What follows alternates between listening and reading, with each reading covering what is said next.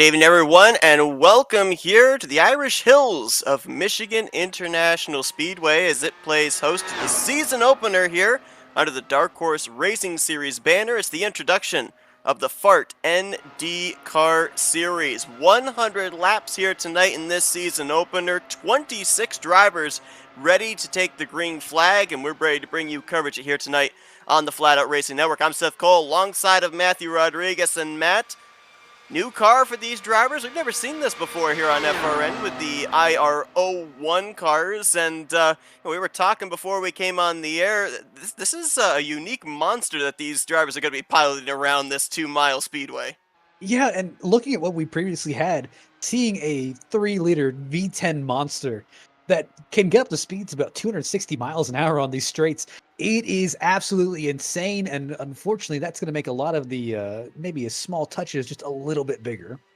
Let's talk about some of the things these drivers are going to have to deal with during the course of this race. Of course, only one faster pair. We're gonna be talking about faster pairs a lot this season. I think if practice is anything to go by, the hits these drivers take, I mean, the car just kind of folds up and disintegrates. So you're gonna want to keep that thing in one piece for the closing stages of this event. But another thing too that might mix things up. Not your typical IndyCar type restarts, your open wheel type starts with single file. It's double file restarts here. And here at Michigan, there might be that anxiousness to maybe take it 3, maybe even 4 wide down to turn 1. I'm seeing the even bigger step of, hey, if we get a late race caution, it's coming down to it. Hey, starting double file, whatever lane that you're in, this may be the lane that takes you to victory. All right, so season opener, everybody starts at 0 points. Do you kind of go into this type of a race with a devil may care, or are you kind of laying back and testing the waters, seeing what this car will do, what the competition will do in preparation for the upcoming weeks? Normally I'm in the, hey, it's the first race of the season. If we're going to make a splash, let's make one. I'm a little bit more in the conservative category since this car has underwent a lot of changes for the upcoming season. And I'm not totally sure. And I know there's some guys in here that maybe are not that familiar, not that confident with this car as they were the DW12. So I would be a little bit concerned going forward. But hey, you're going to do you. I want to touch on that a little bit too, because we obviously had the privilege of broadcasting several seasons of the Dark Horse Racing Series in the past. We see a lot of familiar names in the field here tonight for this event, but there's other names that have entered into this organization, into their respective series, that we're not all that familiar with. So this kind of melting pot, maybe potential of experience versus a little bit lack thereof, that's going to make things interesting in the early going. And one name that kind of jumps out at me that has my attention, but I'm not exactly sure what his level is Roberts, where I'm used to him being in some of these open wheel cars, and he has quite a fondness for some of the older open wheelers. But I don't know how much that's going to translate over to the IR01, since really the IR01 is the poster child of, hey man, I just don't want to let go of the 90s. I just don't want to let go of the 90s, and I think we can still make it in this era. Yeah, we're currently in the process of completing up qualifying, and as of right now, we've kind of got a mixture of the drivers that we're familiar with versus the drivers that we're not all that familiar with. Currently situated on the front row. Still a couple of seconds left on the board for someone to maybe try and knock their way up onto the front row of this race. But let's talk about something else that you were touching on before we came on for the broadcast, and that's this pit road. How fast these drivers are going coming out of turn 4. They're going to have to get that thing woed up pretty quickly to be able to make pit road speed if we end up having green flag pit stops. And that's the really concern that I have in my head, where these cars have a lot more really downforce and mechanical grip than the old DW12s. But I'm a little bit concerned of, hey, that maybe will make you a little bit overconfident. And these tires do lock up easily. These cars do lock up easily, and that can easily send you straight into the inside wall, or hey, you're in the infield and caution's out. Qualifying is complete. It's J.W. Miller in the number 22 that's going to be the one to lead us to green. And remember I mentioned we had those couple of seconds left on the board for someone to jump up there onto the front row. Craig Forsyth did just that. It was going to be Charles Teed who was going to start on the outside of the front row, but driver 27 nabbing the second position in the latter stages. Charles Teed, Jeff Heisong going to make up row number 2 with Eric Peterson. He will complete the top 5 as we take you through the starting lineup for this race. 26 drivers here tonight. This is going to be a lot of fun to see because we saw them in practice. They were double wide, they were 3 wide, they were 4 wide, and this is a very spacious racetrack. I mean, you can see with some of these pan shots, there's 5 grooves that are available in the corners here, separated by those seams, and I kind of get the feeling that drivers are going to be utilizing every single one of them. Now, if we go back to the DW12 cars back in the previous seasons of the Dark Horse Racing Series, we saw, especially at tracks like this, in the closing stages, the goal was clear. When you were the leader, you hugged that yellow line, forced other drivers to go around the long way to be able to pass you, and more often than not, you could hold your ground. You were documenting the runs drivers are able to get here in these cars. Does that bring the second, possibly third groove into play and have drivers in the closing stages have to adjust their defensive plan? And the bigger thing in my mind is this has been Michigan, and Michigan has been really known to have these wacky pit strategies or, hey, I'm running out of fuel on my last lap. Here, it's a completely different ballgame since we're not exactly sure how these cars are going to act. And we don't know if the draft is really going to save that much more fuel because they're running about 20 miles an hour quicker than out of draft. It's insane, to put lightly. We showed you on your starting lineup the 17 drivers that took time. Those are the only ones that show up on the grid. The rest of the drivers that did not take time line up as follows. Joseph Morales will roll off 18th. D.L. Lemon and Brad Youngman, they're going to be in row number 10.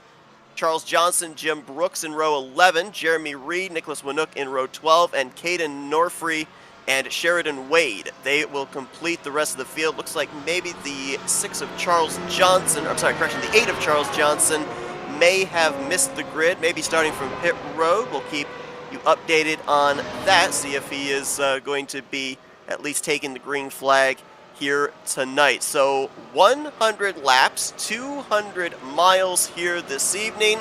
Drivers are going to have to pace themselves, but there's always that a little rush of adrenaline at the beginning of each race, especially when it's the first race of the season. We'll see if these drivers can rein those dark horses back there. There's a pun for you. And see if they can get themselves in a bit of an orderly fashion here in preparation for what's going to be a bit of an endurance race here tonight at Michigan International. That iRacing pace car going to dive onto pit road, and we're moments away from getting this F.A.R.T NDCar series underway. Definitely never going to be a dull moment with that name. Never is. In case you're wondering, folks, this is the Michigan Pass Gas 200. They have embraced the acronym here in this series. It's going to be a blast. Yes, it is. Was that a pun? I hope not. Green flag in the flagman's hand, and here we go at Michigan. And already we're pushing it 3 wide. See Jeff Heisong on the outside. If you want an odd fact here, Jeff Heisong was the highest finisher of last year's race, who is actually still running in the series, or at least running at this race in the series. So I'm looking for Heisong to really make a move tonight. We saw him last season really start to make that big jump. Big run there going into 3. He's trying to get to the right rear quarter panel of Charles T. That's the black, white, and pink car in second place. Is J.W. Miller going to lead the first lap, but only by half a car because we're still 3. Now Heisong up the middle. Teed high, wide, and handsome into 1. I'm looking back in the pack. Looks like Gary Corley may have had some issues here on the initial race start. Looks like there may have been a little bit of a tag in the back from Cody Murphy. Not exactly sure what happened there. Is currently on pit road, is 7th. That is obviously an unscheduled pit stop. We'll double check and see if he may have to use his fast repair right out of the gate. I mean, it's open wheel cars, regardless of whether we're talking Formula 1 or IndyCar. They are very sensitive to even the slightest amount of damage. And that's the big thing where, as intense as we're racing right now, I'm really worried if you just get a little bit of just damage. I'm really worried that's going to take out half the field. There's T. Jeff Heisong, side by side, can't get away from each other here to the line. Boy, that was close for that lap lead. I think it might have been Heisong with that run off of 4 and on the top side of the first straightaway. Look who joined the party. The yellow car on the outside line, that's Eric Peterson in the 36. And I really hope this season's just a really good change of pace for Eric. No, please don't commentator curse him. Please don't. I mean, last season it was what's going to go wrong next. Maybe it's either, hey, it's a black flag at the beginning of the race, or hey, on the first restart, he ends up spinning out into the infield. I mean, man's had every bit of bad luck I can ask. I'm just kind of curious. I mean, is this really going to be the season where it turns around, or is it going to be a what's next? On board with Eric Peterson, running right in the tire tracks there through 1 and 2 of Jeff Heisong. The run he's able to get here down the back straightaway, picking up that slipstream off of the 18, and then moves up there to the 4th groove, kind of straddling that seam. How much of those seams going to come into play? Because we know when it's stock cars, they straddle the seams. They don't want to get their tires on those seams when the sun's been beaten down. It's rather slick. Is it the same deal here with the open wheel cars? And, you know, I wish I could tell you. I mean, my logic says that, hey, they need to really kind of pick their seams. They want to try and conserve tire wear, but realistically, I don't know a lot about these tires. I know some about how these cars act at road courses, but realistically, running these cars at an oval track maybe half a year ago would have been unheard of. Brandon Gates, Eric Schaus now break up into the podium. Schaus on the top side there in the white machine. The red and white car second on the inside line is the 76 of Brandon Gates, trying to get around. Whoa, Gates got his left sides down below that white line, but we need to remember this is not a super speedway like Talladega or Daytona. The white line is a guideline of the separation of the apron and the racetrack, but it is not out of bounds, so you may see drivers try and get a run down there. I don't think anyone's going to be that brave to jump down there just because that corner comes so quickly. It's a possibility, though. Maybe if I get desperate, they will race there. I don't know. Maybe if I get desperate, I'll try and send it down there. But it seems like a bad move. But just looking at some of the runs, some of these guys are able to get in the high line. Goodness. What's scaring me a little bit is the runs on that inside line, because it's kind of reminding me of a super speedway race where that inside line is the faster way around, but it's the more congested. And you can end up having drivers stacking up there and checking up on that inside line. And if that 3rd, 4th car in line doesn't get the memo, we could end up seeing some disastrous results. Luis Gonzalez-Nunez definitely is one guy who has my attention. He has never been afraid of sending it. We've learned that. He's never been afraid of sending it. But what I think he's doing right now is he's just trying to test how quickly he can kind of come from back in the pack and use that draft and see how good of a run he could get as a single car. And that's kind of super speedway mentality here, where you're just looking at this, you're testing stuff out for later in the race if it comes to.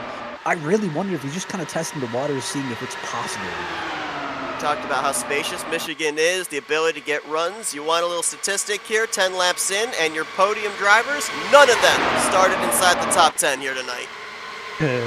And I'm just seeing these guys go 3 wide. I can tell. You can easily kind of look throughout the field and see who's a little bit more hesitant about going 3 wide, who's extremely comfortable with pushing it. So it appears that the 11 of Caden Norfray mentioned that he got together with Gary Corley in the early going. He has called it an early evening. He'll get credit with 25th. Corley returned to the track after the unscheduled pit stop. He is 1 lap down, and some early issues as well, apparently for the 63 of A.J. Hobson. He's still running, still on the lead lap, but he's upwards of 25 seconds behind the race leader, so not certain what happened to him in the early going. Yeah, I'm not exactly sure what happened. I watched his replay. He kind of just pulled down to the bottom of the track and let everyone pass him, but he lost the draft on top of it. I wonder if it may have been just, hey, he was trying to drop back to the back of the field so he could just ride around, but just really missed. Oh, Charles Teed, what's happened with the 5? I just noticed him on my relative dropping quickly through the running order. And it was the same thing. He pulled all the way down, but I think these guys are kind of missing that super speedway mentality where you wait way too long and you're ending up losing that draft, and unfortunately these cars are just going way too fast for a single car to be competitive. So Teed drops all the way back to, looks like around the 20th position. Another car bailing out of line there. Looks like Eric Schaus. Schaus is also dropping down. I know both him and Teed are on the same team, so I'm wondering if that's kind of a strategy here where he may be dropping back, trying to pick Teed up. Just continuing to free fall back a little bit, although he... Man, I saw Luis Gonzalez Nunez almost get sent by the 59 card. Schaus has dropped back to 12th. He's currently holding 12th, 13th place, so he hasn't fallen all the way back. I'm just looking at the dicey moves up here. We're 14 laps into this. I mean, we were watching practice, and sometimes we didn't get past about 10 laps without some conflict. Obviously, practice is practice, but when going into race, I mean, it just takes extreme mental stamina. Some people just don't understand that, hey, yes, driving around in circles, it comes with its own challenges, but it's also staying focused and knowing what the car will do as the tires degrade, or as, hey, someone pulls in front of you, takes the air off your nose, your car can change so dramatically. And I remember with the DW12 cars at the 2-mile racetracks, we were given the fuel window of roughly in the region of 25 to 30 laps, so one would wonder if we're currently halfway through a fuel run for these guys. And that's a big question. I mean, obviously, the big old V10 is not as fuel efficient as the old DW12, but it stands to reason that maybe bigger fuel tanks, just a little bit of draft, that can change a lot of fuel numbers here. And again, Michigan's always been really a high fuel mileage race, dark horse racing. On board with the 15, and you see them 3 wide stacked up ahead of him. That is Chris Stouffer, and you want to know what goes on in a broadcaster's head while getting prepared? I don't realize if you took his first name, his last name, just said it real quick, it's Christopher. So, there's that. It's good to be back to an iRacing broadcast. Don't you love it? Just love it. We'll be back with this series, too. It's been a while since we've been with the Dark Horse Racing series, and we know that they always bring about great program for us and exciting racing, and oh man, wow, it just got very exciting right there between Brandon Gates and Jeff Hisong. Hisong's taking no prisoners this season. Yeah, he is racing, but not in open wheel cars. Well, I mean, I think we've documented this over the season, but I mean, obviously we've seen some guys when we first started broadcasting Dark Horse till now where they've made that huge leap. Again, just driving talent, skill, and then also just confidence. And if I really had to pin that all on someone, Jeff Hisong's my guy that I pinned down there. I mean, seeing him when he first started to where he's become now, where around the end of last season, he was, out of the big 3 that were really fighting, he was the 4th. He was a guy who was always knocking on that door. I would also throw Luis Gonzalez Nunez in there, not necessarily completely, because we know at the heavy braking zone tracks, like we saw him do well at New Hampshire, which we're going to next week, tracks like that, but it seemed like at the bigger racetracks, that's where his confidence level kind of kicked up. He seemed to kind of hang back and kind of wait and see what happens when we got close to the end of the season. He got that confidence to get up there and race in the front. I think the big thing with Luis really is, again, he's not afraid to send it in the corners, but the big issue really stems from, I think he's a little too willing to send it. Yep. And unfortunately, that seems to be a lot more of a problem at the smaller tracks. If we bring up Gateway as an example, where, that kind of small margin for error doesn't bode well with his style. But I'm saying that his style definitely makes him a cut above the rest of the field, by far. Brandon Gates, ever since he got to the front, he's been able to keep everyone else at bay. He's been challenged double wide, 3 wide a couple of times, but he's stayed true to that inside line, and I believe so far he has led the most laps. But how about Chris Stouffer jumping up there to the top side as well in the 15? Now, something else that you touched on was these cars tend to have that little bit of push as you get longer into a run, and I'm wondering if maybe that's why the inside line is able to hold court, at least for the moment, for driver 76, because that outside line, while it's able to get that good entry into the corner, it does have that push-up off exit, scrubs off maybe a mile or 2 per hour off with the straightaway speed. I'm a little iffy if that's the full reason. I'm wondering if it's a bit everyone's trying to save fuel and it's, hey, I don't want to do it. Ooh, yeah, that's a good point. Now, obviously, everyone has their own tactics, but I really wonder if that's kind of the maybe some of the thought process back in the field. Oh, man, that inside line's getting some Yeah, I almost saw Nicholas Vanook almost drive into. That's a really cool car. Shirley and White. And at the very familiar colors, the light blue and white, number 27, Craig Forsyth, former champion of the Dark Horse Racing Series, and doing pretty good here tonight, currently in the 9th position. We've yet to see him crack up into the top 5, but that just, I don't know, that seems to be the Craig Forsyth way. He doesn't necessarily get up there at the front until the very end, so just classic Craig Forsyth right now. The thing that kind of comes into mind is Forsyth's not always the guy who will beat you on speed, but he'll try to beat you with his mind first, where he will think through things. And again, if he can make a strategy work, he's got the speed to kind of pull it off, where it's that perfect combination of maybe he's not the fastest to roll on every racetrack, but he's definitely one of the smartest people to roll into a racetrack.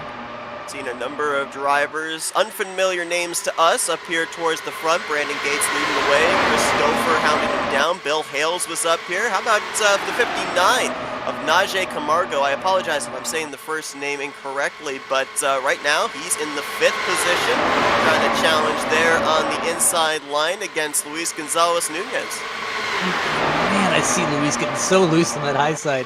I just can't tell if it's because of the draft or it's because the tires wearing. Nunez up there on that outside line, trying to get some clean air to the nose, running in the wake of 15 of Christopher. Again, we don't know the fuel window, but I'd say we're not that far away from when these drivers are going to have to think about coming to pit road, maybe in the next 4, 5, 6 laps or so, potentially. Yeah, and I'm noticing a lot more drivers seem to be a little bit iffier on car control at the moment. I'm noticing it seems like less confidence than there was at the beginning of the race. And obviously with tires, that will do it for you, but it's looking sketchy, if it makes much sense, where I can tell that some drivers seem a little bit spooked about crossing. Gotta wonder if maybe our weather conditions play a little part into that. You see 72 degrees outside, but the track temp 93, starting to slowly climb up towards the triple digits. And the most important thing is 0% humidity. These cars are That's full right. bore. Oh boy. Boy, Luis Gonzalez Nunez almost was on a first name basis with the outside wall of a turn 4. He was that high up the racetrack. Making it work for him, though. I said, I don't question the man's methods. It's all about contact! Christopher! Brandon Gates got together. Stouffer is up in the outside wall. No caution, as I think he stopped on the track, and now the caution is going to fly. Yeah. And realistically, some may criticize that he didn't just kind of Alt F4 or maybe just kind of tried rolling forward, but realistically, look at that right front tire. I mean, it is off, and I could speak from personal experience. If I'm kind of worried about my tire or kind of worried about the steering of my car, look at him. He's going to go straight into this corner. And this is the big reason why I say, like, I would not want to pull down the track in front of other cars when I'm missing a wheel, just because I'm not confident on what my car is going to do. So I completely understand of him just parking it against the wall and just saying, hey, look, I'm going to park here and wait for a clear moment, then I'll go down. Christopher was battling for the lead at the time. We'll take you back here to turn 1, and I want to go all the way back to the entry to turn 1, because I'm sorry, this is actually turn 3, my apologies. I want you to watch the car on the inside line. That is the race leader, Brandon Gates, and I believe he gets his left sides on that apron, and that's what sends him up just the least little bit into the lane that Christopher was running in. Oh, no, actually, I went back a little too far on the replay. It was turn 1. I was right originally. I'm just looking at it here. It just looks like a little bit of push. Just a little bit of push off that bottom lane. And that was just enough. And it really wasn't huge contact. But you got to look at the fact they're going about 240. And I'm looking at both Christopher, and I'm seeing him here. He went from about 243 to about 238 with that little bit of hit.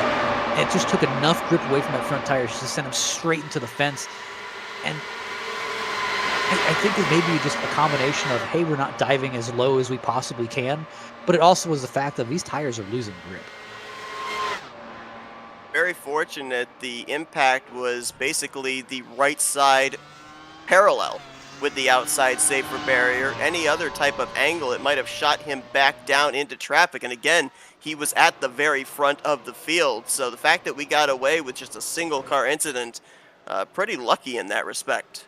And I'm looking at, man, this is one moment where I really hope that no one in the field is running direct drive wheels, because that hit hurts. That hit really hurts.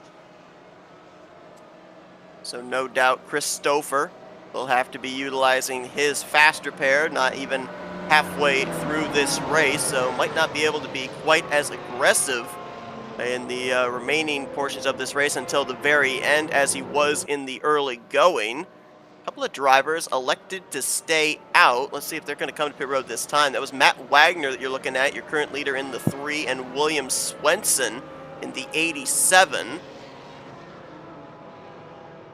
Out again. Interesting.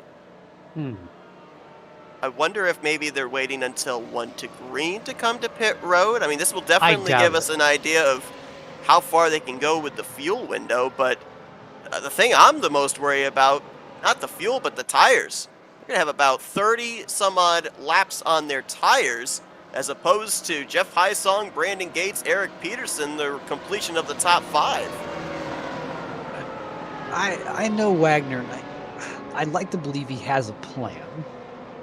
It's just, how viable is that plan? That's gonna be the big question. Well, the other big question is, how will these double file restarts play out? There you see the 87 jump to the top of the 3.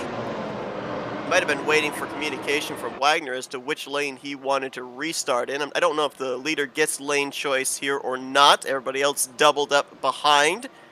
We're going to have, it looks like, 22 drivers on the lead lap here when we go back green. Gary Corley still 1 lap down, and Christopher returns to the track, but 2 laps down after he had to call that tow to pit lane. Well, let's see what old tires can do here for Matt Wagner. And the really big thing I really kind of come to it here is, I think that a lot of drivers are going to be a little bit more careful with their cars, because that wreck really showed hey, if your car gets damaged, I don't think you're making it back with these. That's a very good observation. Yeah, we saw in practice where the tires, they would still remain tethered to the race car, but as we saw there with Christopher, he lost that right front and just could not turn the vehicle. So we'll see what happens here as they got stacked up. The 87's dropping back very quickly. Ended up a couple drivers on the extreme outside line. Meanwhile, Matt Wagner, for the moment, going to keep Jeff Hysong in the rearview mirror, but here comes Hysong to the top, going into 3. And they all Wagner looked planted enough. Keyword enough. I think it's going to take a few more laps before we finally start seeing the full effects of how that tire wear is really going to hit them. Really broke up the field there with drivers. Whoa! Did Nunez get the wall? I think he did. Currently, he's off the fence. Yep, dropping back as the 14. Never wrecked it, but he was riding the wall for quite a good portion of 1 and 2. Got another car on the apron just up ahead of him. That's Matt Wagner in the 3. I think he's coming to pit road. And just looking at Wagner, I was taking a look, and it really did not seem like Luis really damaged the car. It looks like he just set it against the fence. May have just gotten a little bit overconfident with how the car had been handling, just sent it a little bit deeper. But no, Wagner really just pulled off, so I wonder if he did run out of fuel. Yeah, it's so weird, right? Was he banking on maybe a quick yellow coming out in that restart to save him? I don't know, but this is going to put him at least 1 lap down and maybe 2, depending on how quickly these drivers make it back around, because he is going to have to take on a full fuel load, one would assume, as Eric Peterson and Bill Hales, they're duking it out for the top position. And I was going to mention before Luis Gonzalez-Nunez got up into the wall, the 87 of Swenson, when he was up there, he kind of held up some drivers, so we only had a pack of 6. Look at how quickly the rest of the field reeled that front group back in. We've got about 20 cars up in the lead pack again. And that's why I'm thinking, if we really get late into the race, I don't think I really want to be on those first 2 rows. I think I want to be about 5th, 6th on back, just because the amount of run I can make, I just get a little bit of an opening. I mean, I could take that run and just go. Matt Wagner down pit road and made the left-hand turn to the garage area, so he'll finish 24th place here tonight, joining Caden Norfray. 23 drivers still running, and currently 20 of them on the lead lap. The 87 of Swenson actually, last time around, came down pit road and made a pit stop, so he has now fallen off the lead lap, so the strategy did not work out for him or Wagner there. Staying out under our only caution up to this point here this evening at Michigan. And it's a tough break for Wagner. I mean, he's a guy that has a lot of talent, who knows how to run this place, and just kind of seeing him go out like that hits me a little bit weird. I feel there's a bigger story behind it, but like I said, I think that's more of a race 2 kind of answers. Double wide all the way back through. We were looking 3 wide around the 5th position. That was where Jim Brooks, Craig Forsyth, and Sheridan Wade were mixing it up. Now it's going to be side-by-side for 3rd. Nope, for the race lead. Bill Hale's got a good run there down the back straightaway, and he's going to clear Eric Peterson and go to the point, although it almost kind of looked like maybe right there, like you were saying, Peterson was out in front for a couple of laps and now decides, okay, I'm going to try and save a little bit of fuel. I don't want to be that lead car. And I'm just looking at Brandon Gates. I mean, I can tell he wants to get back up there, but the biggest thing is, I saw him. As I'm watching some of these guys, wow. And that's the thing, it gets so dicey, and it may not look that fast for some of our camera angles, but I promise you, it really is that fast. And in car, I mean, you make these split-second decisions, you make guesses off of where you think people are going to be, and unfortunately, it just kind of irks you a little bit when someone does the exact same thing that you're thinking about doing. It really bothers you. Man, he did the exact same move I wanted to do, now he's walking. On board with now new race leader Brandon Gates, just showing you how quickly things take place here. Looking back at them, double wide, 3 wide. Look at the run there that Bill Hales gets. My goodness. And just look at how deep. We're about 2 wide, about 3-4 cars deep. Heck, about 7 cars deep, honestly. Story pylon is going crazy with the side-by-sides here. Drivers advancing and losing positions here. All the way back inside of the top 20. The battle still for the race lead. Hales on the top, Gates on the bottom. Eric Peterson right now in the 3rd position. Jeff Hysong unofficially 4th. And how about Jim Brooks, high, wide, and handsome there in that number 51. He's now up inside of the top 5. You want to know how crazy these cars are? Look who's in 10th. Look who's in 9th. Luis Gonzalez Nunez. He was in the fence less than 15 laps ago. He is back in the lead pack. He is on his way to the front. Okay, so these I retract cars everything are I said about the durability of these cars. These things are tanks. They're honestly like the next things a little bit. Yeah, they're tanks until they're not. 250 mile per hour bricks. But I mean, look at it. He just barely set it against the fence. There's almost no damage on that thing. Maybe the toes knocked in a little bit. I don't know. I don't think so. It looks brand new. It really does. And up inside of the top 10. How about that? Now battling side by side with Nicholas Winook on his inside, trying to get to A.J. Hobson in the 63. A.J. Hobson in that yellow Pentoil car, a Rick Mears throwback scheme there inside of the top 10. As front battle is now for 2nd as Brandon Gates in control of the race lead. He's got him stacked up behind him. Hysong and Bill Hales for 3rd. Sheridan Wade, Eric Peterson there for that 4th position. First time we've really mentioned Sheridan as Hysong. I'll tell you, it's that inside car that worries me, these side-by-side battles, because we saw it earlier with Brandon Gates when he had that little bit of a push-up into Chris Stouffer, and right there, Hysong almost pushed up into the 53 of Bill Hales. Honestly, that's what's hitting me a little bit, where Peterson, every time I've seen him, it looks like he's driving defensively. Like he thinks the guy on the inside line is going to come up and hit him. And that kind of has me concerned a little bit, where confidence is almost everything in racing, besides skill, but confidence does matter for a good bit of it where, hey, you may have the best car in the field, but if you're not confident it's going to stick in this corner, I mean, it doesn't matter how good your car is. And that's the big thing where I'm just looking at it, he doesn't look confident. I've said this many times, and I've actually had this from personal experience too. If you drive scared, you actually make more mistakes than if you don't drive scared. Wow. Is there contact there? Yep. Sheridan Wade just barely popped the back of Brandon Gates' right rear and just sent him sideways. Oh, great save from Gates. I can't imagine he's too pleased about it, though, but... Then Sheridan Wade goes right back to heavy side drafting off of turn 4. Bill Hale says, okay, you guys want to mix it up down there? I'm going to try that top line and take it 3 wide. And here's when we start playing a little bit of the inspector role where we're going to start looking at that... Oh, no! Oh, that's the field. That's the field. Upwards of 10 cars, maybe a full dozen. Oh, wow. I'm not exactly sure. Popped up in the air there after I'm not exactly sure what happened between Wade and Gates there, but I feel that's a little bit unnecessary this early in the race. That has a lot of drivers now torn up. Trying to run down the list, looks like Jeremy Reed, Nicholas Winook, Luis Gonzalez Nunez, Najee Camargo, Eric Schaus, Bill Hales, DL Lemon. And I'm sure I haven't gotten the complete list here. And there's no tires left. That almost kind of looks like one of those, remember the Ski-Doos? Honestly, the biggest question I have at this point is who can still move? Because obviously you need to get the pit road if you can, but I'm seeing a lot of guys just without tires.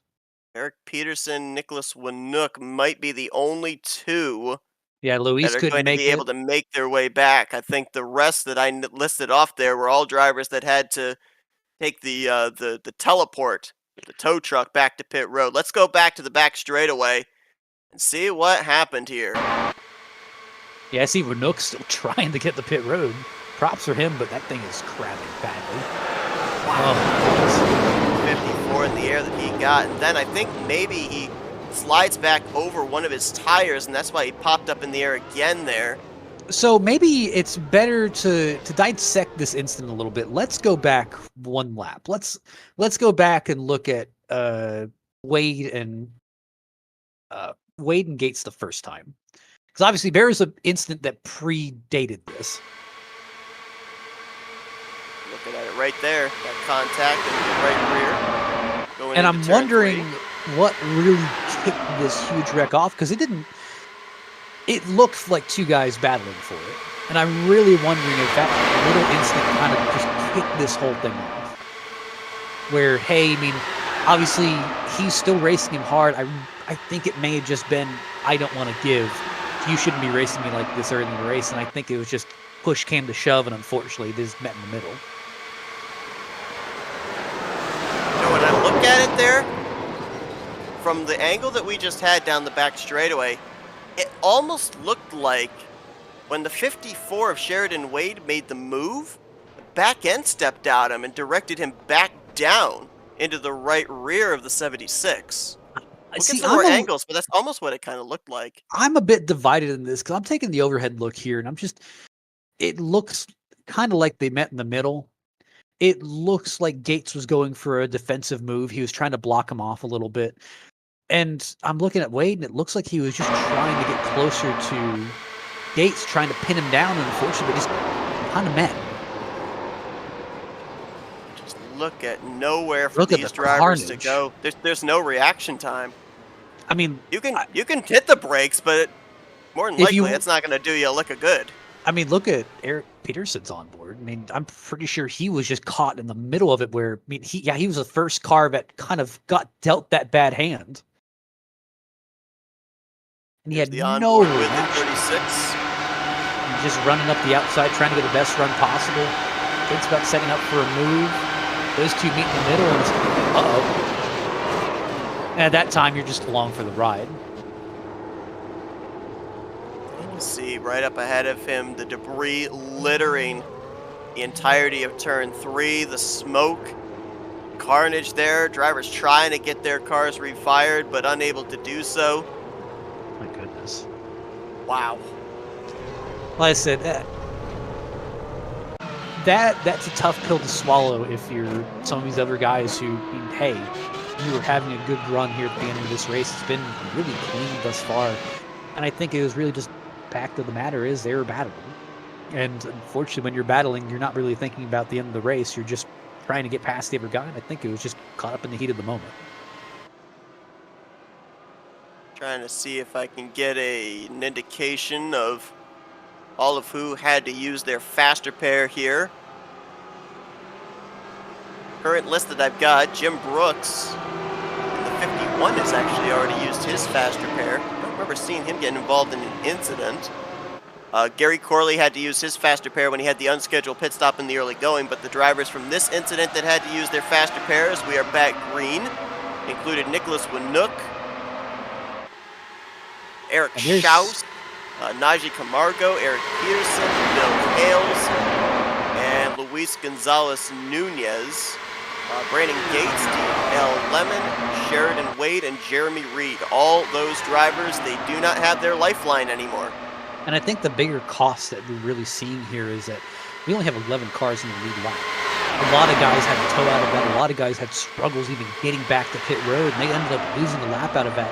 That was the huge hit for them, where they just were not expecting. These cars are somewhat tough, but when they break, and it's really tough for them to kind of get back going. Making 10 drivers on the lead lap now. Saw the 93 there, Brad Youngman, coming to pit road just after we went green. He will undoubtedly lose at least a lap here with a green flag pit stop. As Jeff Hysong, AJ Hobson, and now Joseph Morales, the top three. So with the departure of a lot of our front runners in that wreck, now we're seeing a couple of drivers up here towards the front that have been kind of running mid-pack for the first half of this race. Also notice that Will Roberts has jumped up into the top 10 in 7th. Our pole sitter, J.W. Miller, now back up here in 8th. And Elmer Joseph in the 13 right now in 9th. Gary Corley, who had the early issues. Right now, he is the last car on the lead lap in the 10th position. I'm seeing it getting kind of dicey up there. See Jim Brooks, he's making some moves, trying to dice through the field. As much as I want to say that was our big one. Oh, Jim Brooks! Oh, wow! Peterson's in the wall. And they're still wrecking out caution. that. Yeah, it looks like Will Roberts. Oh, my goodness. Yeah, we weren't done. Brandon Gates Bill got Hales. involved in another one. Yep, that's Hales there on the left side of your screen, focused right now on the 76 of Brandon Gates. Both were running off the lead lap. And I think that really started out of 4. That's where it really kicked off, where it looked like Jim was just not at sync with his car. He just didn't have as much confidence with it as possible. It looks like he ended up bouncing off of Nicholas Renook on the bottom and just kind of was unable to get resettled back in there. And I'm not exactly sure what happened that caused him to kind of run in the back. Maybe he wasn't expecting a checkup. Someone there looked like had a really good save. Might have been Charles Teed. What happened here? Yeah, who was that? Yeah, right. You're right. That was Winook actually that he ran into the backup. I thought that was Teed. And you see them wreck further back there with the 76, the 53. Joseph Morales did a really good job he got hit in the back from Jim, but he kind of did a great job just saving the car, just making sure it kept straight. And the real big issue really began when after Jim hit Joseph, he went up and hit Eric. And when he hit Eric, that kind of caused a chain reaction out back where it looks like Will was a little bit iffy with how it was going on. He ended up getting in contact with, looks like Teed, possibly. I think you're right. I think that was Teed. It was down on the Or, bottom. sorry, no, that was Brandon Gates. Brandon Gates got a little bit of contact with the back of Teed, ended up going up the track, and I think it was just a little bit of an old friend gap whack that took out Will here, and he did a great job trying to miss it, but just unfortunately got involved. And then the 76 of Brandon Gates, a little ramp there off of another car. I couldn't tell who that was.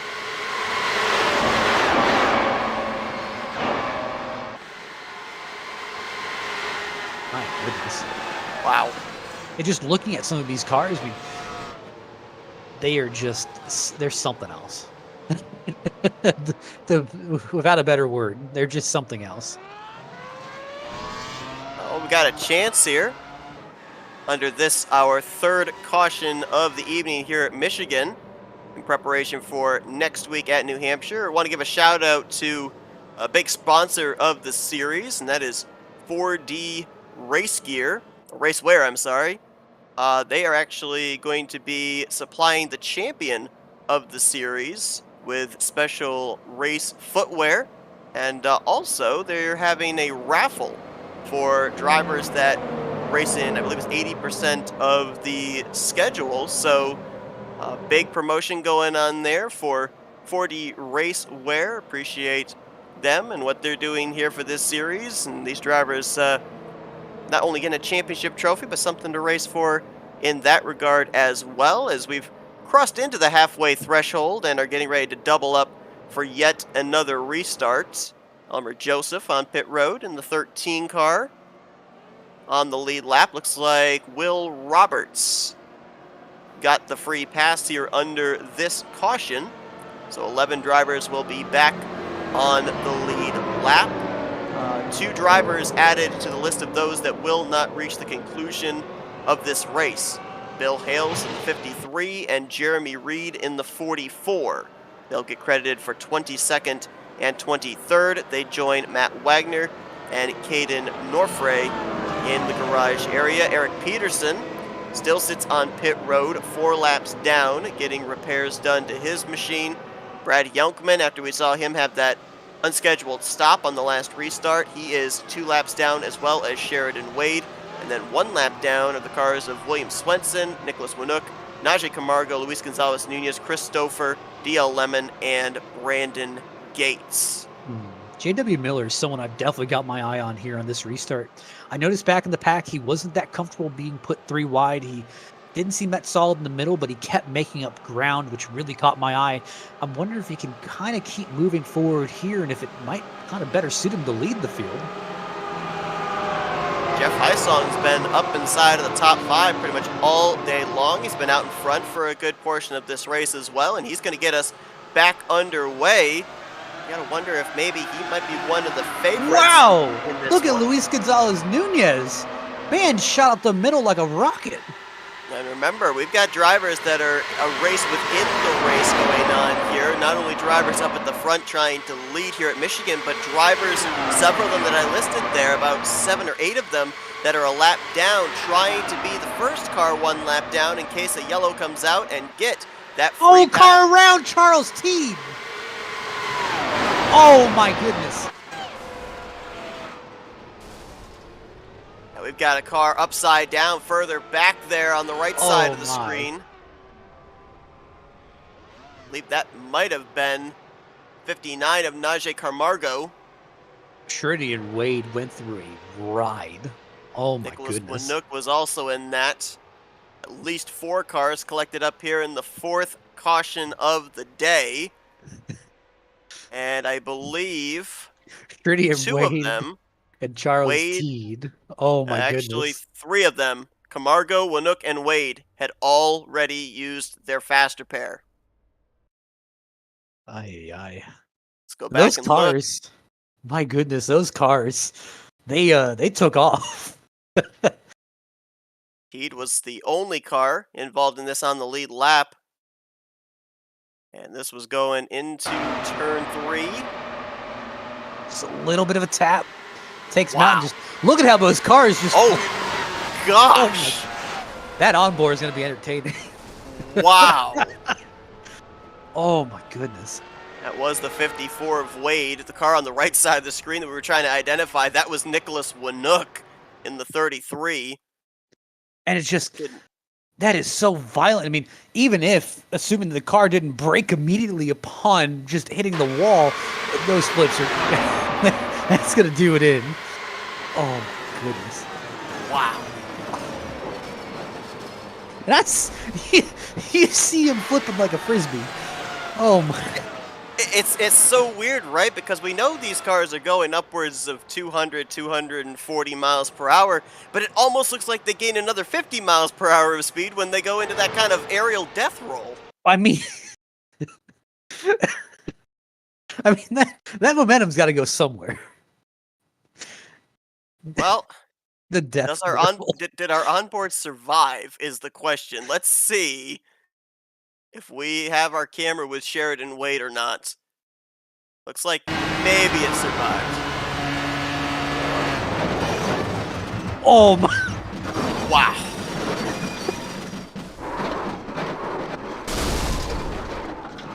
And you want to know the funny part about it? I think he was still driving it. Oh, good. Wheel was still Oh, full tilted left. I mean, either that or he was just frozen in fear. I don't know which it was. Now, we oh didn't my! see Nicholas Winook, how he got collected up in this. Let's focus on the 33 as he enters into the vicinity here and see how he gets collected. Oh! Oh.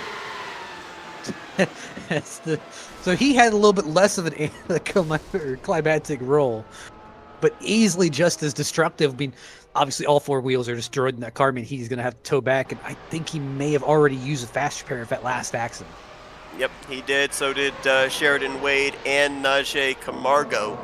Were all collected up in that. The only one that was in that wreck that had a fast repair still to burn was Charles Teed. So let's kind of get a lay of the land here. I mean, right now it looks like we've got about 11 cars in the lead lap. Gonzalez Nunez got the lucky dog out of that. He avoided all the calamity, which was great. That puts our current lap down, guys, as really Brandon Gates, William Swenson, could be wrong on that. Chris Stouffer, I mean, he is coming back.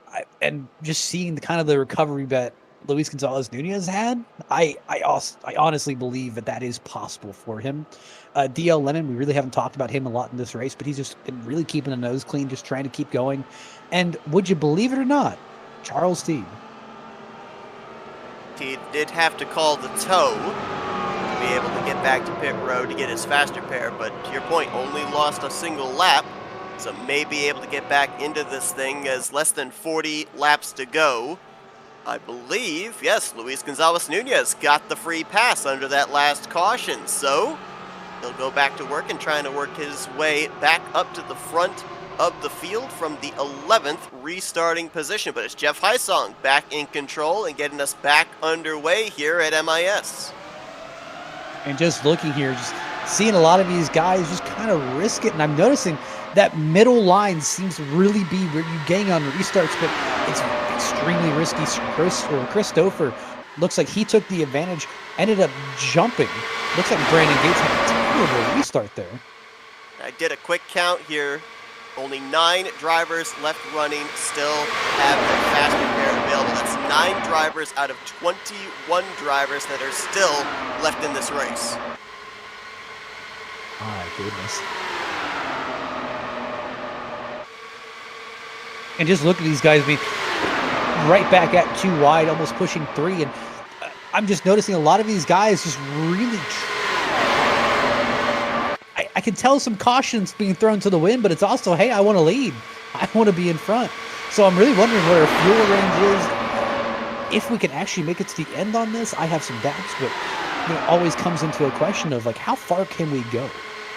Yeah, we've yet to see a full fuel run, but we did have that 30-lap run at the beginning of the race, and a couple of drivers elect to stay out when the caution came out at around the conclusion of lap 30 and then run out of fuel a couple of laps later. So I think pretty safe to say, with 36 laps still on the board, nobody in the field would be able to make it the rest of the way.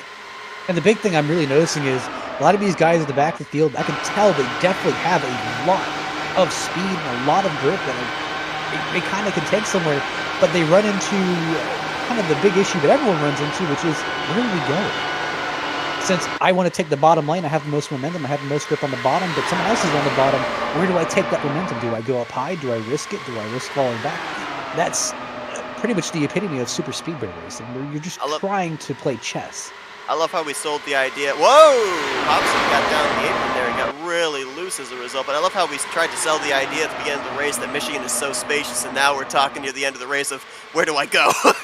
I mean, if you think this is a little bit cramped. I mean, we have Daytona on the schedule, Oh gosh. and we're really gonna be on space there. Where I think we have big risks to effectively not run out of space, but I think space will come at a premium. Yes, I think you're absolutely right. I think we're going to have a lot of everybody wanting the same piece of real estate, which I think we could also run into next week at New Hampshire. Going to be at the Magic Mile. Going to be some of the drivers that will be happy to leave the high-speed action of Michigan and go to a place where it's a little bit more technical, if you will. The braking zones. We've seen a little bit of multi-groove racing at that track. There was a little contact, I think, right there. The big thing that was Christopher muscling literally his way to the front. Now remember, he was a lap down, so right now he would be on the tail end of the lead lap should a caution come out, and that would put Charles Teed in the free pass position. I mean, if you really want to make sure you get your lap back, this is the way to do it. Go out there, go lead, and hey, you can go pit with the lead lap cars. Look at, wow! My goodness. Charles Teed said, no, I can go get it too. Again, that is another of our lap down cars getting his lap back the hard way. The third car in line right now is actually your race leader. And now, not even that. Look at that. Craig Forsyth getting the track off the lap, well, the tail end of the lead lap car. Now, Christopher going to use that to swing around the outside and take the race lead down the back straightaway from Jeff Isong. And the biggest thing is currently Brandon Gates to get the free pass, but he's almost past the leader. Oh my gosh, that would then put William Swinson in the lucky dog position. Wow. Oh my goodness. It's a matter of trying to figure out who's on the lead lap and who is not. Now, as of right now, the 27, the 22, the 18, the 51, those are the drivers in this big group right now that are the lead lap cars battling for spots on the podium. Currently, now J.W. Miller, the race leader, getting around the 27 of Forsyth. Oh my goodness. Oh! Well, that's an apron. Whoa! I could just see him get way loose there, and now as you see J.W. Miller pass both Teed and Gates, I mean, the big question comes on of, okay, well, right now the fight's on for Lucky Dog spot. But obviously you don't want to be the reason of the caution. If you're the race leaders, this is kind of a catch-22, right? I would think that, for one thing, you'd be happy that you've got a driver in front of you because you're not the lead car, you're not consuming the most fuel. But at the same time, you know that these guys are going to be racing tooth and nail to be the first car one lap down, and I don't know if you necessarily, as the leader, want to be in the same zip code. Well, it's the fact of, you know, a race is going on, and unfortunately you're not in it, but the fact of you're having to deal with it, and you expect being the leader that you wouldn't have to deal with this, but I mean, look at that. Jim Herrick ended up just slicing his way through, and Gates is in the fence. Yes, he is. Dropping back is the 76. Not off the fence quickly, though. Might be able to pull Luis Gonzalez Nunez. Might be able to catch the slipstream and still get up here with this pack. But that's what you don't want as a lead, or as a leader, where you saw J.W. Miller on the bottom there. He was fast, he was fighting, he was doing the actual thing that the lead car should be doing. But you have someone who is behind you, gets that run, drives by you, and unfortunately you can't do anything because you got a lap car in front of you. And it's not saying anything wrong with a lap car. I mean, he is entitled to race, as he is doing. It's just, that's what you hate as a leader. You hate seeing I'm stuck behind him. Okay, who's coming next? Let's also point out here as well, people might be wondering, well, why are they racing the leader so hard to get on the tail end of the lead lap? Remember, if a caution comes out and you're ahead of the leader, that means you get to line up the last car of the lead lap cars with the lap machines behind you. If you have to rely on the lucky dog, you're starting at the very tail end of the field behind both the lead lap and lap down cars. So there actually is a net gain in track position if you manage to be scored on the tail end of the lead lap when the caution flies. Not to mention, if you get around the track fast enough, you can pit with the leaders, and that could really help you jump cycle some of these guys. Looking right now for look at Charles Teed. Most drivers right now, they're turning their looks like about 19th lap of this run. Got a couple of drivers that elected to pit around the 1-to-go mark under the last caution periods. They're only about 15, 16 laps into their run, and then two drivers that really stand out to me, Jeff Heisong in the 18, AJ Hobson in the 63. They are nearing 30 laps on this run, and that's about the number that we kind of were looking at, 30 to 35 laps that you can maybe make on a tank of fuel. So those two may not be too far away from potentially their final pit stop of the day, and we get to see drivers make green flag pit stops. We saw them practicing it, but we get to see those pit stops take place here in race conditions. I'm just looking here. Jim Brooks has had one of the most eventful laps, trying to get up here to the front of the pack. When he started P21, currently running P4, believe it or not, here he is in line, is running P4. That is just insane that he drove up all the way from the back of the pack, and he's in the lead fight. But obviously you have to deal with a little bit of lap traffic. Jim Brooks has seen pretty committed at top line as well to ride on board with him. Really migrated down towards that white line. The only issue that I kind of have with that strategy is the two big wrecks that we've seen so far today has swept up drivers in that outside line with absolutely no opportunity to react. So do you want to put yourself potentially on the hot seat up there on the top line, or would you rather run down to the bottom knowing that if there's a wreck ahead of you, they're more than likely going to sweep up out of the lane that you're running in? Realistically, I'd love to hang the bottom, but right now hanging the bottom is a risk in itself. I'm noticing what the lap cars are doing of both Teed and my apologies, Stouffer, is that whenever we get up front, they try to maintain both the wow. Yeah, they're getting dicey. They're trying to maintain 93 of Brad Yelkman, I think, right there, that just got one of his laps back from 2 now to -1 leading this group. And watch them how they race here. One will take the bottom line and that'll hold up the bottom line, and one will take the top where it doesn't, or that middle line, and it doesn't allow any runs to be generated. So right now, these guys are pretty much net gain. If any caution comes out, they're going to end up gaining big because no one can pass them. But really when this breaks down is when someone gets a run of it. Bottom line isn't being protected, or there's just enough of a gap in the middle for someone to stick their nose in. And that's where the issues start to begin, where, hey, you start falling back to the field, but it also gets really risky. Fuel windows open, and I saw a little bit of smoke lingering off of turn 4, locking up the rear tires to make pit road speed. The 76 of Brandon Gates was on pit lane about a lap ago, so we'll see if other drivers will be making any indication towards pit road as we're at less than 20 laps to go. Little house cleaning here. Looks like a couple more drivers will not reach the conclusion of tonight's event. Luis Gonzalez Nunez, Najee Camargo, and Eric Peterson back in the garage area here.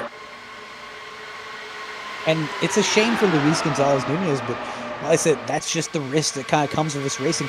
And it's so weird to see the top 3 guys going 3 wide, and then you look at it and realize that none of them are actually are actually fighting for the lead. They're battling right now for the 10th position, and then the 93 there is currently in 15th, trying to get one of his 2 laps back currently.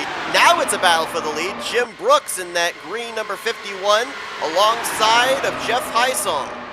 And this is really what you want is that second car. You're trying to get just a little bit of air, just trying to get up to the front.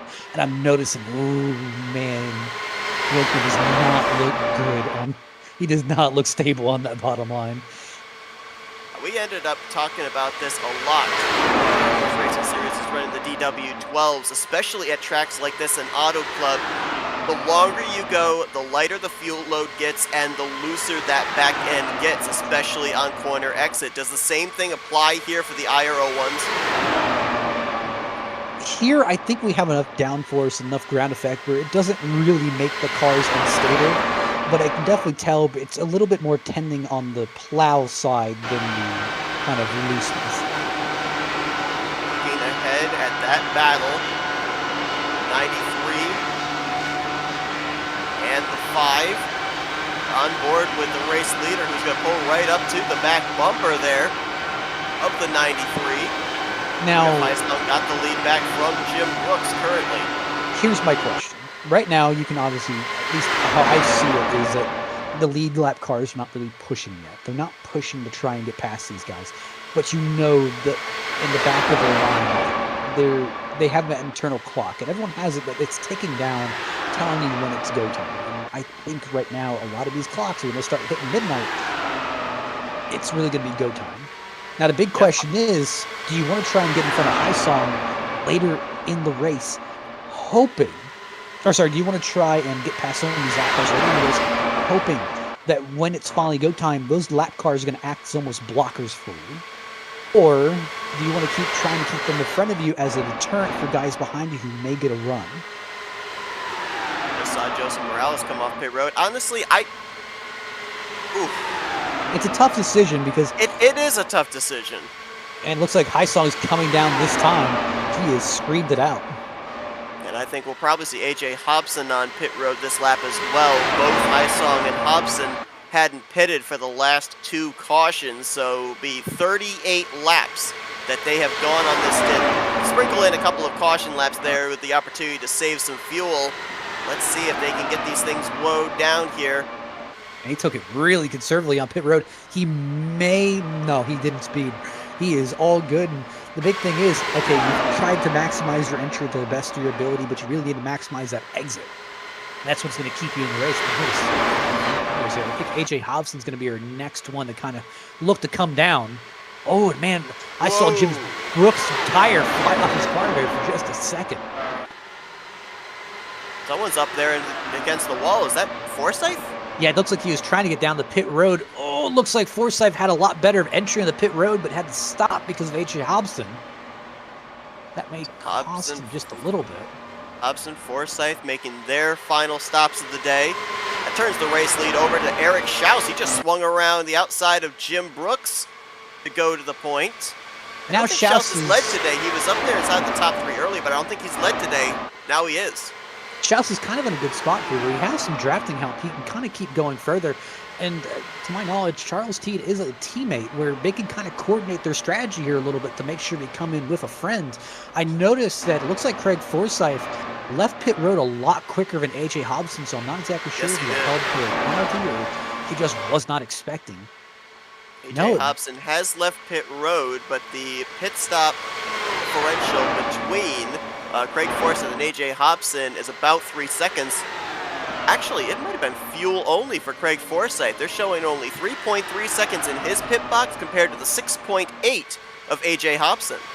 And I'm just looking at it. Oh, looks like Will Roberts may have just got it a little bit hot on pit road, but I don't think he sped.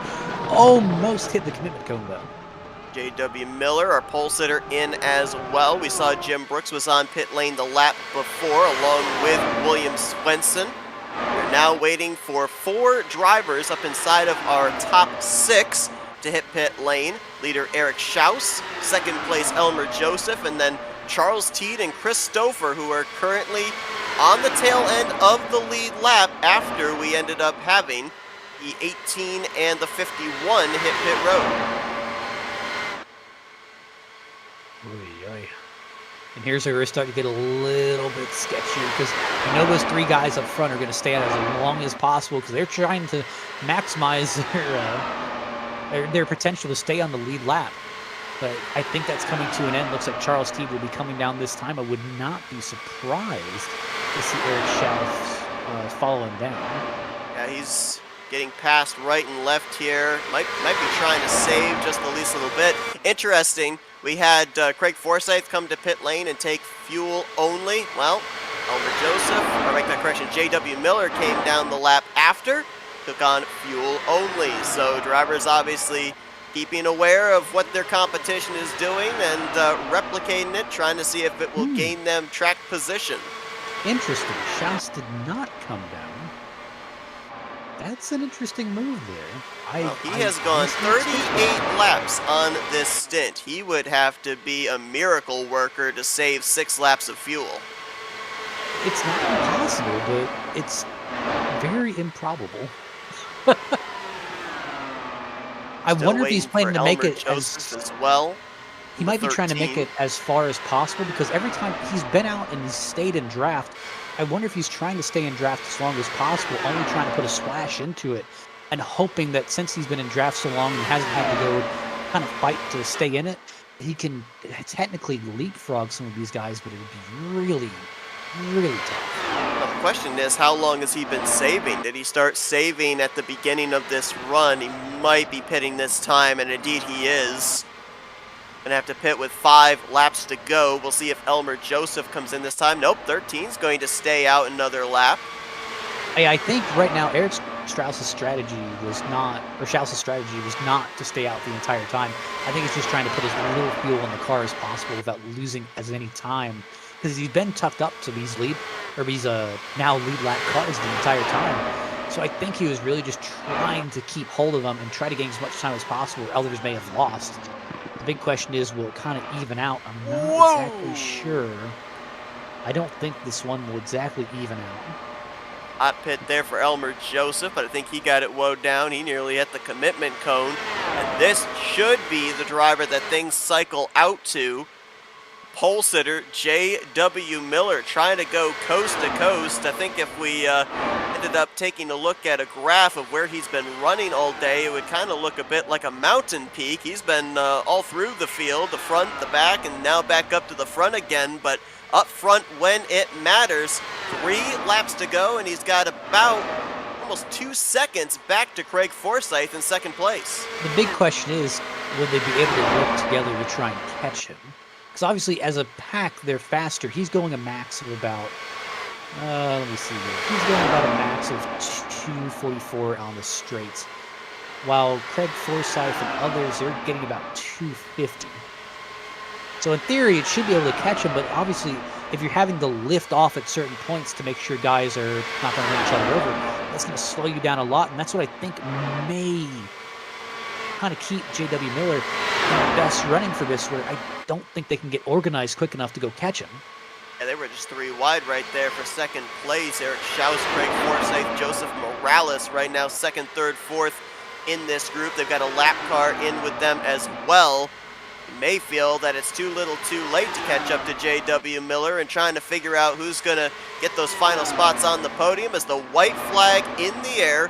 1 lap to go for J.W. Miller in the 22. Yeah, I really think J.W. Miller has this in the bag as long as he doesn't mess up. But right now, the battle's on for third. Joseph Morales pulled a really wicked move on Craig Forsyth. I think he may hold it. Off of 4, coast to coast in the season opener. J.W. Forsyth Miller, got a it. winner at Michigan, and Forsyth by 54 1/1000ths, scoring is saying. Gonna get that final spot on the podium behind Eric Schaus. Oh, yeah.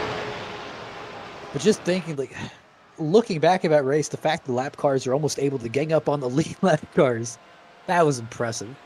Made things confusing, I'm not gonna lie.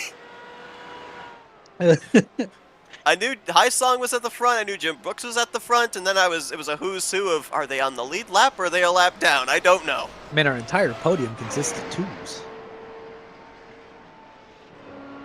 2s and 7s. Yeah, good numbers. But as heartbreaking as it is to see Joseph Morales come up short in fourth, I don't think enough can be said about the growth from what I saw last season to what I saw in this one race. And you look too at some of these drivers along with Morales. How about Elmer Joseph there in 6th? Gary Corley, who had early issues, 9th. Will Roberts in 10th. And these were drivers that were able to stay out of trouble. We had those 2 really big wrecks. A lot of the big names, the front runners, having to rely on faster pairs, losing out on track position, keeping their noses clean. A lot of drivers going to be leaving Michigan here in pretty good point situations in preparation for New Hampshire. And doesn't look like J.W. Miller is even going to do some burnouts. He's heading to that victory lane right here in the infield grass. I think he's out of gas. Yeah, you know. I think he's all out. Yeah, he timed it perfectly. Took a splash when he came to pit road, so yeah, might not have enough to be able to do a burnout. And correct me if I'm wrong. I'm looking at the front end design of that Castro car. Is that a swan? That looks like a goose? I think it's an eagle. It was an eagle. Okay. I'm willing to bet. Did you really think it was a goose? I mean, you like the goose, so I thought maybe it was a goose. No, it's an eagle. Okay. I know my feathered friends. Let's take a look here at your top 5 finishers, and we will be interviewing in just a moment your podium finishers from this evening's event. Wow, that was definitely a season opener, a debut race here for the F.A.R.T NDCar series. And I don't want to say a surprise winner because we know he had the speed, but J.W. Miller, he was out in front at the start of this race, but then kind of faded back, and then he just kind of slowly crept his way back up to the front again. So a very sneaky victory here for driver 22, but great momentum in preparation for next week. But I'm just looking at some of this, and oh my goodness. And just looking at the spread of our top 10, I mean, you've got kind of a combination of a lot of kind of familiar names, but just names that we have not heard of before. I mean, again, J.W. Miller, we've got Eric Schaus, Craig Forsyth, Joseph Morales, Jeff Heisong to kind of fill out the top five. A lot of guys that we're familiar with. Elmer Joseph, all the way back from 17th, came all the way up to 6th. We really hadn't talked about him today. And he's one of the guys who just kind of snuck through, made sure his nose stayed clear, and got himself a really good finish. AJ Hobson bounces back to 7th. Jim Brooks in 8th. Garrett Corley 9th. And Will Roberts kind of rounds off our top 10. And it's interesting too because we try and get everybody some recognition on here, some TV time, but sometimes when we don't end up calling out a driver's name, that's sometimes a good thing too because it means that they haven't been involved in the carnage and the mayhem. And to your point, that's why I think we have a number of drivers that we didn't really talk about. We see them up here with some really good finishes here this evening. We're looking to see if we can get a hold of any of our podium finishers. I thought for a moment we had Craig Forsyth available and Eric Schaus, but I don't see either of them any longer. So I guess we'll leapfrog and go to victory lane. What do you say? We dial up J.W. Miller. Let me just take one last check to make sure I don't see anything. Yeah, I suppose so. All right, let's see if we can get a hold of driver 22. Hey, J.W. Miller, Matt Rod, Seth Cole up here in the F.A.R.T booth. You got us? I gotcha. Man, you drove a heck of a race here today. We know that car had a lot of speed in it. You had it sitting on the pole position for tonight's season opener, but we were just commenting on the fact that you started up front but then kind of faded back and then charged back up to the front at the end of this race. Was that the strategy, or did you kind of have to gain track position back during the course of this race? Yeah, we weren't quite sure about the strategy, whether or not these guys were going to be able to run a uh, full green flag run or not. Just kind of wanted to stick with the mid pack there and just kind of ride, save some fuel. We would have been able to make it on a two stopper if it had gone green, and then obviously there at the end with the last caution, we were just a couple laps short, so had to make a short pit and really just had an outstanding pit stop and outlap and was able to gap the field enough where I could save a little bit on that last lap and just made it to the end. So I'm not as much focused on the last couple laps as I have most of the race. I mean, obviously we've had some really huge wrecks, and you've all pretty much managed to miss almost all of them. How in the world did you pull that off? Yeah, no, our strategy as far as missing the wrecks was kind of staying low. This car isn't too bad on the apron, so if we needed it, we could have gone down. I try to, especially on super speedways, stay kind of in that low lane because you get a lot more room to move up or down versus being on the top side. So, yeah, that was kind of the deal there. Just hang it as low as possible, save as much fuel as possible, and yeah, it worked out for us pretty well. Talk about a lot more room here at Michigan. Next week, we're going to the Magic Mile at Loudon, New Hampshire Motor Speedway. Not quite as much room for you guys to be able to utilize. So how important was it for you here today to get this victory, get those maximum points in preparation for next week? Oh, it was definitely huge. We knew that we had the pace for qualifying from the practice race that we did earlier, so I felt really confident going in that we would have a chance at the pole. Got that, and just kind of feel like we lucked out on the strategy and everything. And yeah, maximum points feels good. But Loudon is also another track that I really like, and I can't wait to see how this car races at that track. Well, we got to see both sides of Michigan today. The aggressive double, three, even four wide racing out on the racetrack. The aggressive pit strategy there in the closing stages here in this one. JW, congratulations on a job well done and the victory to open up the season here. We'll let you get back to celebrating, but before we do, the floor is yours to thank some sponsors and do some shout-outs. Yeah, obviously thanks to F.A.R.T Racewear for sponsoring this series. That's awesome. Great to get everybody on board for this one. I think this is going to be a fantastic series. Thank you guys for broadcasting. Obviously, FRN, great broadcasting team all around. Can't wait to watch the broadcast back. Thanks to Martin Sports and Team Watson Racing for backing me up for everything that I do. And we're going to go have a party back at the garage tonight. Coast to coast here tonight in the season opener at Michigan for J.W. Miller. Congratulations on the victory and best of luck next week. Thank you. All right, it looks like our second and third place drivers have climbed from their machines, so let's see if we can dial up our runner-up finisher here tonight, Eric Schaus. Hey, Eric, Matt and Seth up here in the FRM booth. You got us? Hey guys, how are you?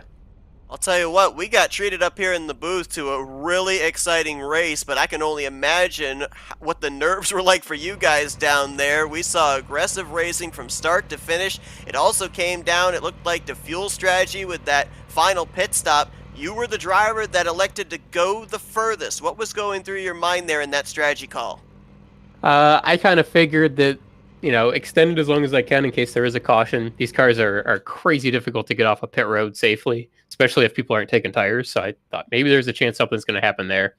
And then I just kind of figured the overcut in general would be a little bit quicker as long as I could stay in a pack, just in case people were coming out and not catching a draft. I might get a little bit better run. Overall, pretty good. So I asked the same question to Miller. I'm going to ask the same question to you. How in the world did you make it through some of those wrecks? Because, my goodness. Well, I didn't make it through the first one, the big one that took out like half the field. That one grabbed me too, but I was able to race for my lap back, or I got lucky dog, I believe. Yeah, I didn't know what was safe. I didn't know where I wanted to be. If I wanted to be at the front of the pack, the back of the pack, it didn't seem to make a difference because I was near the back when I got caught up in the first big one. The second one, I got lucky staying low, and it went around the outside of me. But yeah, I don't know. I didn't know what was safe. I just got lucky on the one that mattered. Now, we ended up seeing you start back in the 11th position and having to cut your way through the field, but you did it rather quickly. I think it was 5 laps, and we saw you up inside of the podium. We were talking about how these cars seem to be able to really generate runs when they're in the draft, and yes, it's very spacious here at Michigan, but everybody seems to be able to want to pick any one of the 5 lanes. So how difficult was it being able, especially on a long run, to figure out where your car worked the best and to be able to utilize that area without somebody else taking your piece of real estate? Overall, the car felt like it ran pretty good everywhere. Like you said, the runs were absolutely massive. So it was really just, biding your time until you were ready to go. I wanted to lead a lap early up front. Had a poor qualifying, bumping the wall on my out lap. So I wanted to just get up front, lead a lap, and then fall back to the back. But yeah, getting runs was not all that difficult. You could either shoot it up the middle, shoot it on the outside, and yeah, getting up to the front wasn't too bad.